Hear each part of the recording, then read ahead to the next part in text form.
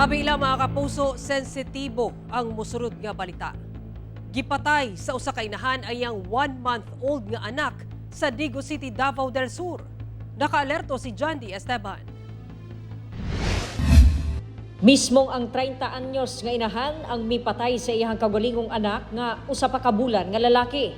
Sumala sa investigasyon sa kapulisan, nasuko matod pa ang sospek kay wa hatagi sa iyang kapuyo og kwarta aron ipalit og ilimnong magkahubog. Busa ang bata ang gipahimungtan. Gusto niya mag-inom lagi yung kanina, nagpapalit siya beer o gatong pulutan siyang bana. Kaya di na siya palitan mo ito nga, nag-wild. Ng husband niya nilakaw, nanarbaho. Sa paghawa, then eventually naduhugan lang sa mga silingan na naghilak ng bata, gi-choke niya, then gitampungan niya ang baba, then wala pa siya nakontento. Kung gitry unta na mag-interview ng mga neighbors, siyang gibundak sa mo na medyo nagka-head injury.